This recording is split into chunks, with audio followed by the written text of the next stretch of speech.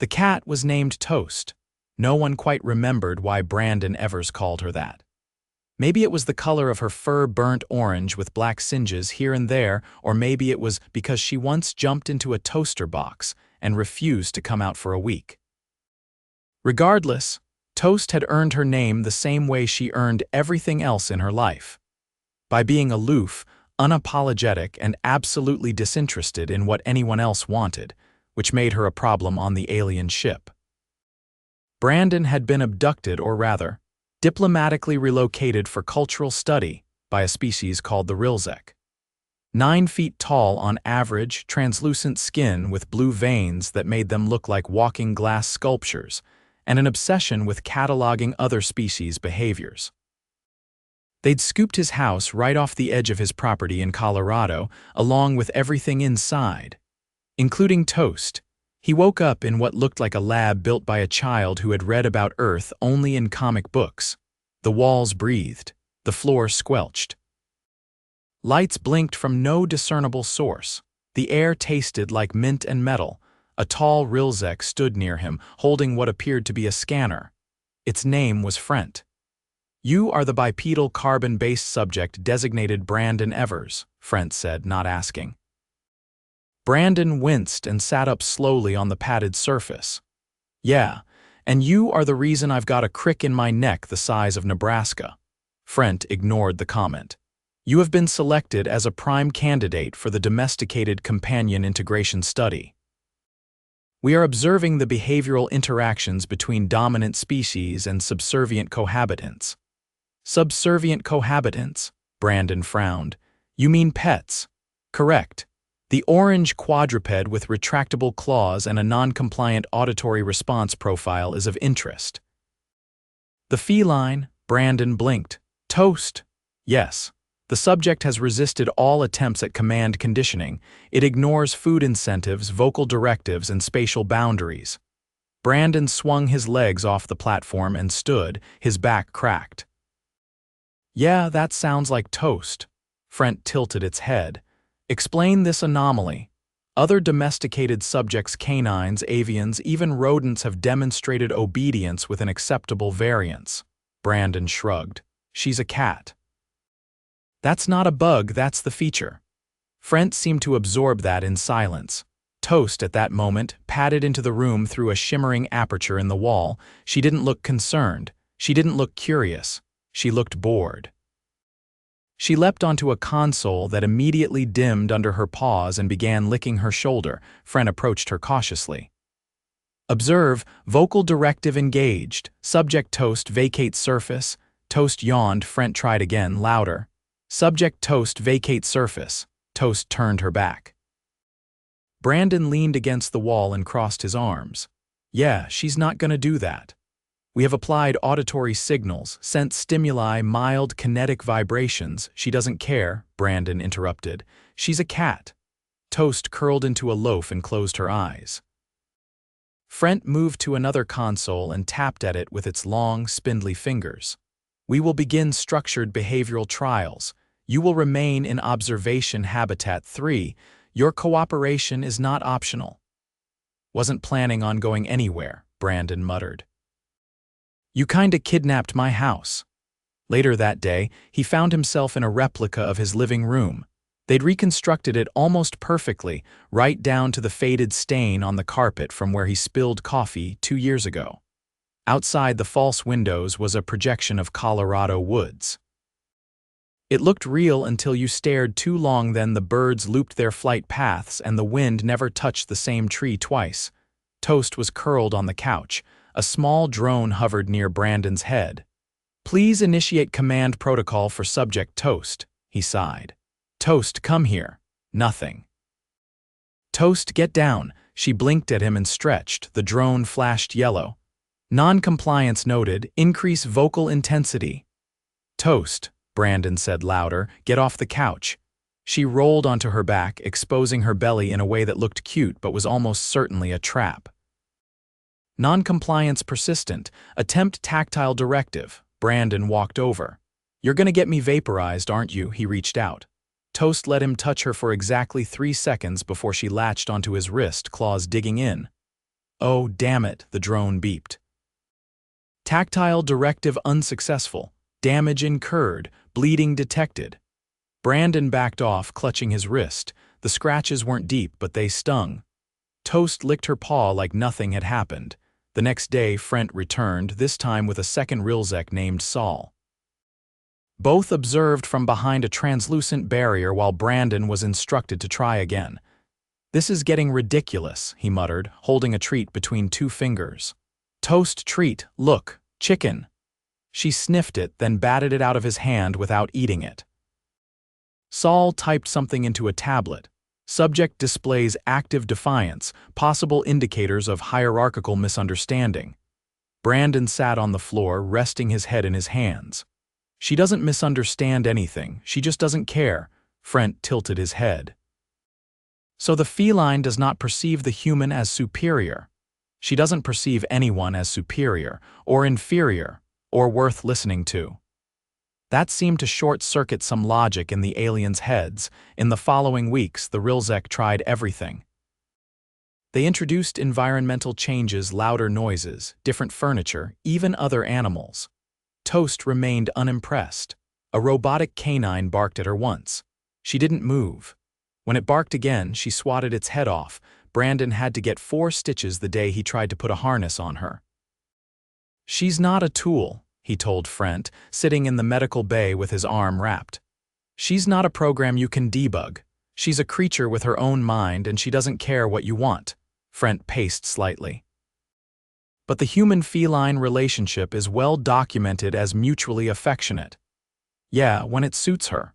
Toast leapt onto the exam table beside him and licked the bandage. Frent stared. "This action suggests reconciliation." "No," Brandon said. "She just likes the taste of the antiseptic wrap." After 2 months, the Rilzek grew desperate. They brought in a behavioral specialist from another species, a bulbous creature with tentacles named Droff.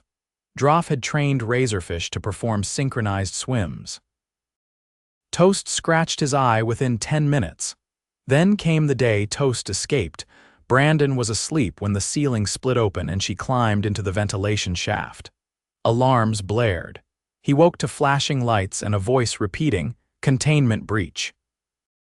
"Feline subject has exited domestic quadrant." He rubbed his eyes. "Oh no," Frent barged in. "Subject Toast has infiltrated the central navigational cluster. All flight commands are currently inaccessible." "She's sitting on the control panel, isn't she?" Frent's silence was answer enough. The ship drifted in deep space for 3 hours before a maintenance drone coaxed her off with a laser pointer. She immediately fell asleep in the auxiliary coolant array, and no one dared move her. After that, Brandon was summoned to a tribunal. "You are responsible for the subject's behavior," Frent said, flanked by 2 other Rilzek. "I didn't bring her here." "You did," Brandon replied. "She jeopardized the vessel's operations." "She took a nap." "The nap disabled essential systems," Brandon sighed. "Then maybe don't build a ship that can be disabled by a 10-pound cat." The tribunal recessed without a verdict. In private, Frent approached him. "We are reconsidering aspects of our study. The feline resists all methods of control. She operates without regard for consequence." "I told you," Brandon said, petting Toast as she purred on his lap. "She's not a pet, she's a roommate with knives." Frent tilted his head. "Your species coexists with such creatures voluntarily?" "Yeah, because sometimes they choose to sit with you. And when they do, it means something." He looked down at Toast, who blinked slowly at him. "She's chaos, but she's ours." Frent was quiet for a while before saying, "We will continue observations, but at a greater distance." Back in his quarters, Brandon collapsed onto the couch. Toast jumped up beside him and curled into a ball. "You scared the hell out of them," he said. She yawned. "I think they're going to redesign their entire system architecture because of you." She purred. He smiled faintly. "You're gonna get us kicked off this ship." She flicked her tail. He leaned back, closed his eyes, and for the first time in weeks, felt like he was home. Toast licked his hand once, then bit his knuckle. "Yep," he muttered. "Home." 3 days after Toast had disabled the ship's navigation, Brandon was summoned to the Rilzek Central Interface Chamber, a room that resembled the inside of a jellyfish, if the jellyfish had a thing for mirrored surfaces and ambient whale sounds. The floor occasionally pulsed underfoot, which Brandon had learned meant the ship was thinking. He still didn't know what that meant, and no one ever gave the same answer twice. He was barefoot because the ship had absorbed his shoes. Apparently, footwear interfered with neural trace indexing. He'd stopped asking. Frent stood beside a large, ovular tank filled with slow-churning liquid. Inside floated a creature that looked like a balloon animal made of fog. It rotated slightly, emitting faint lights from within its core. "You're late," Frent said without looking away from the tank. "Your floor tried to digest me again. You stepped in an access seam. They are not load-bearing." "I'm not a structural engineer. I'm a guy with a cat." The fog thing blinked, or maybe it just reoriented. Brandon couldn't tell. "This is Kelt," Frent said. "They design behavioral compliance matrices across 24 sectors." Kelt's voice, when it came, didn't come from a mouth. It simply arrived in the air like a thought someone else had dropped. "We have reviewed the feline's influence. It exceeds our parameters for acceptable deviation." Brandon folded his arms. "She's not influencing anything. She's just being herself." Kelt rotated again, this time faster. "Incorrect. Her presence has increased non-standard interactions by 37% among the crew." One attendant refused a scheduled nutrient cycle to observe her grooming. Another became emotionally compromised when she ignored their offering of a thermal nest. Brandon snorted. "You mean a blanket?" "Yeah, she doesn't do gratitude either. We are attempting to determine if she is a unique specimen or representative of a broader behavioral archetype. She's a cat." "That's the archetype." Frent adjusted something on his forearm, and a series of holograms flickered into the air footage of Toast knocking over a diagnostic sphere, then curling up inside a forbidden gravity chamber. "She has accessed restricted zones without authorization," Frent said. "She goes where she wants. This behavior has inspired mimicry. A junior analyst attempted to emulate her movements during a system's calibration. He became lodged in a waste chute." Brandon rubbed his face. "You're telling me she's causing a morale crisis because she won't follow your rules. She is redefining them." Kelt's glow dimmed slightly. "You will bring her here."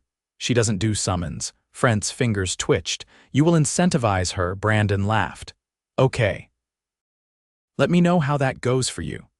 Later that cycle, he returned to his habitat module, less of a room and more of a habitat-themed theater set, and found Toast lounging under a warmth emitter shaped like a sun. She was stretched out like royalty, one leg dangling off the edge of a low table. "I think they're starting to worship you," he said, dropping onto the couch. Toast flicked her ear. A small tray floated toward him, loaded with what the Rilzek called compatible sustenance. It looked like purple gelatin arranged in cubes, each one vaguely quivering with anticipation. "Hard pass," he muttered, grabbing a protein bar from the stash he'd hidden in a fake drawer. A new drone drifted in sleek, matte black and shaped like a teardrop.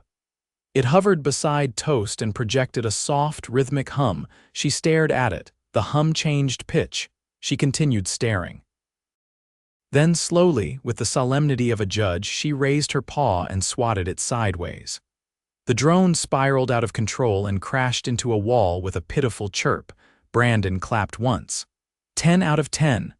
That evening, Frent arrived unexpectedly, his posture unusually rigid. "There has been an incident." Brandon sat upright. "What kind of incident?" "The feline has been relocated." He stood up. "Relocated where?" Frent hesitated. "To the cognitive simulation chamber. We believed an artificial environment might yield more cooperative responses. You put her in a holodeck. She is currently within a scenario modeled after early 20th century Earth. Urban, rainy, feline optimized." Brandon's mouth fell open. "You locked her in a noir movie." Frent blinked. "She is not locked. The environment is responsive. She is accompanied by a synthetic familiar and several interactive narratives." Brandon grabbed his coat, a Rilzek imitation of denim, slightly too glossy, and followed Frent through a corridor that rippled like water underfoot. Inside the simulation chamber, the city sprawled under perpetual dusk. Rain fell in slow, elegant arcs. Neon signs flickered in languages no one spoke anymore. Toast sat on a windowsill inside a simulated apartment, tail twitching. A robotic pigeon pecked at the sill beside her. She ignored it. From outside the window, Brandon shouted, "Toast!" She turned her head slightly, then returned to watching the rain. Frent gestured. She has not interacted with any narrative threads. She simply observes. She probably thinks it's a vacation.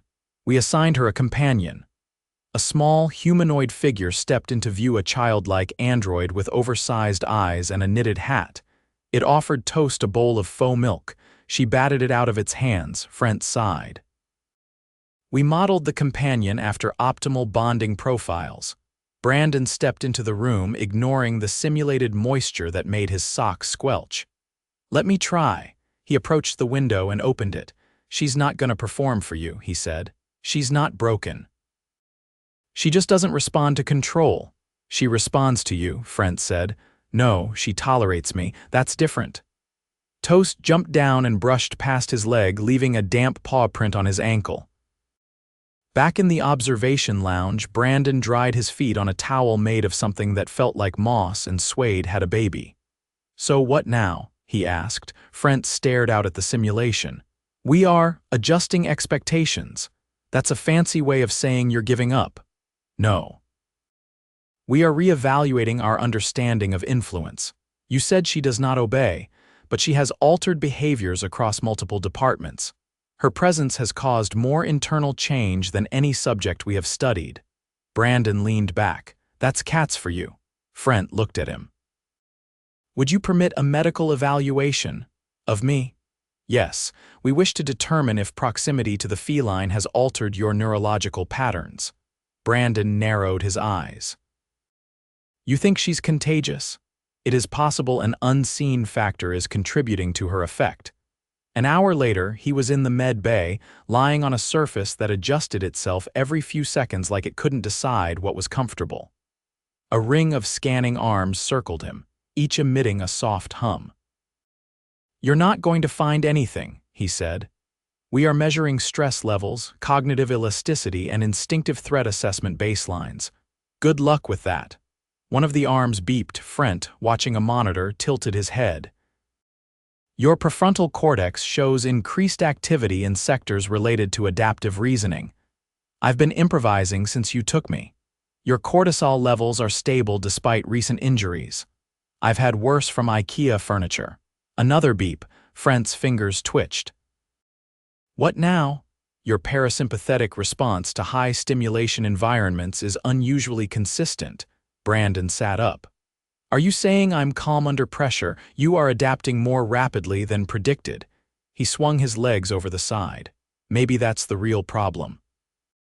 "You picked the wrong species to study." Frent blinked. "You thought you were studying pets," Brandon said, "but you picked us, and the pets we pick say more about us than you realize." He hopped off the table.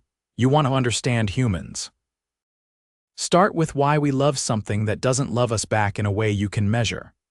Back in his quarters, Toast was curled on top of the fake fireplace. She opened one eye as he entered, then went back to sleep. Brandon lay down on the floor beside her. He didn't speak. Neither did she. But for the first time since leaving Earth, the silence didn't feel strange. By the third week of Toast's quiet dominion over the Rilzek vessel, they finally gave up the last pretense of control. The adjustment wasn't formal. There was no proclamation, no ceremony, no recalibration of protocols.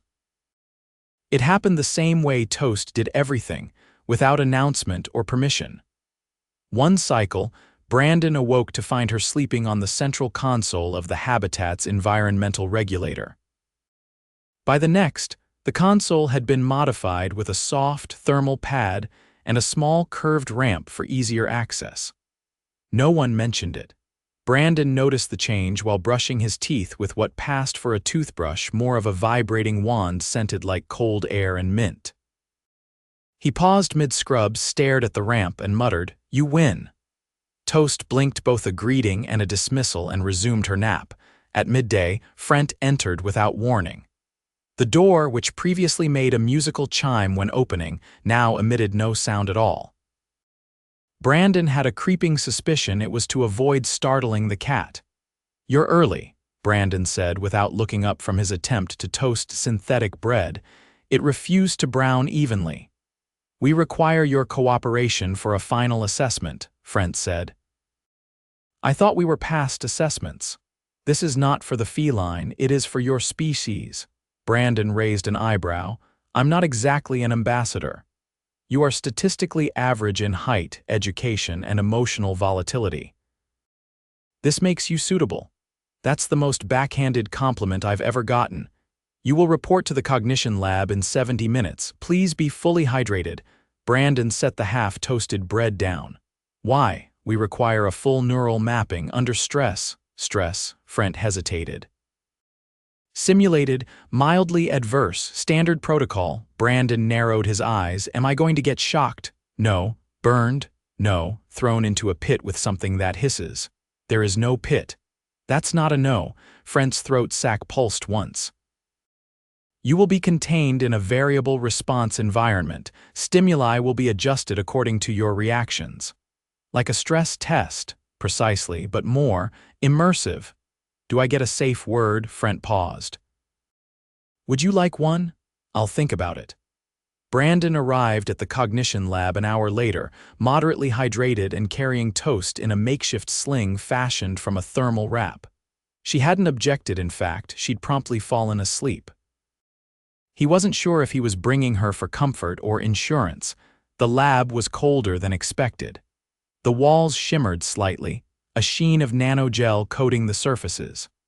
A single chair sat in the center, surrounded by a circular track embedded in the floor.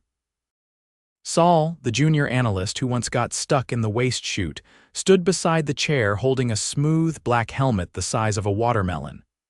"Sit, please," Saul said, visibly avoiding eye contact with Toast, who had awakened and was now glaring at him. Brandon sat. "This thing gonna fry my brain?" "No, it will only observe, like a mirror but for your internal responses." "And the track," Saul gestured vaguely, "it moves." "That's not comforting." The helmet settled over his head with a hiss and the lights dimmed. Almost immediately, Brandon was no longer in the lab. He stood barefoot in a snow-covered field, the sky thick with gray clouds. Wind bit at his face. Somewhere in the distance, wolves howled. "This is not mildly adverse," he shouted. A voice crackled in his ear. "Environment is based on memory index. I've never been in a snowfield with wolves. Your unconscious selected this imagery. Great, my unconscious is an idiot." The snow deepened with every step. His breath grew ragged. A shadow moved behind a cluster of trees, too fast to track.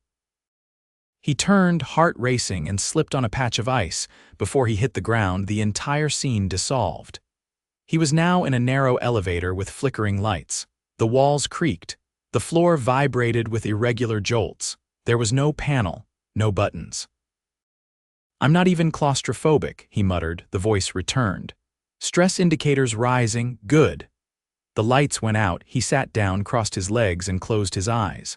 Nice try, silence. A new scene materialized, a hospital hallway, fluorescent lights buzzed above. Every door was closed. A distant monitor beeped steadily, then flatlined. Brandon stood but made no move to approach the sound. "I know this one," he said quietly, "and I'm not playing." The hallway evaporated. He was back in the lab. Saul looked confused. "That was the shortest trial on record." Frent appeared behind the console. "Your neural patterns stabilized after the third scenario. You began to suppress reactive stimuli. I got bored." "That is not a common defense mechanism." Brandon unstrapped the helmet. "You're trying to figure out how we handle pressure, but the truth is we don't always. We just keep going." Frent's throat sac fluttered. "You did not display heightened panic even when exposed to mortality triggers." "I've seen worse on public access television." Saul leaned in slightly. "You adapted mid-sequence. That shouldn't be possible without pharmaceutical modulation." I had a cat sleeping on my chest for 2 years. That'll numb your nervous system. Toast, now coiled on the rim of one of the consoles, stretched luxuriously. Frent approached her cautiously. She has never responded to our presence, he said. She probably never will. She has altered the ship's operations, modified our schedules, and redefined our interpersonal boundaries. Brandon nodded. And she didn't do it on purpose, that's the best part. Frent's gaze lingered on Toast. We wish to categorize her within a framework of discipline and hierarchy, but she exists outside such models. She exists to do whatever she wants, that's her model. Frent turned to him. Then perhaps our study failed, Brandon stood. No, I think you learned something important. Just not what you expected, Saul looked up. What did we learn? Brandon smiled faintly. That influence isn't about force, it's about presence. And sometimes the things you can't control teach you more than the ones you can. Frent nodded slowly. We will compile the data. But the feline will remain uncategorized, probably for the best. She'd just ignore the category anyway. Later that evening, Brandon sat in his habitat unit, sipping a cup of warm liquid that tasted vaguely of cinnamon and battery acid. Toast lay beside him, her front paw stretched over his knee. The lights dimmed to a gentle amber. A small screen appeared in the air in front of him. Study complete. Subject reassigned. Cultural consultant, he raised an eyebrow. Consultant? Toast flicked her tail once, then went back to sleep. He looked around at the habitat, modified now with climbing structures, thermal nooks, and a small, permanently open vent with a padded rim. The Rilzek had stopped trying to contain her. They'd started accommodating her. He reached down and scratched behind her ear. She allowed it for 2 seconds before nipping his finger. Still sharp, he muttered. A soft chime echoed through the room. Frent's voice followed. We have uploaded a summary of your behavioral patterns. Your adaptability under duress has been flagged for high-value replication. I don't know if that's a compliment or a warning. We are considering a cross-species empathy initiative, beginning with feline observation. Brandon chuckled. Good luck with that. The transmission ended. He leaned back, letting the chair conform to him. Outside the false window, the projection had changed again. No longer trees or dusk or snow. It was a living room lit by morning sun with a single orange cat curled on a windowsill. He didn't recognize the room. It wasn't his. But someone somewhere had decided that was the scene worth replicating. He closed his eyes beside him. Toast purred once, then fell silent. And for the first time since the abduction, there was no more need for explanation. Everything had been said, everything understood.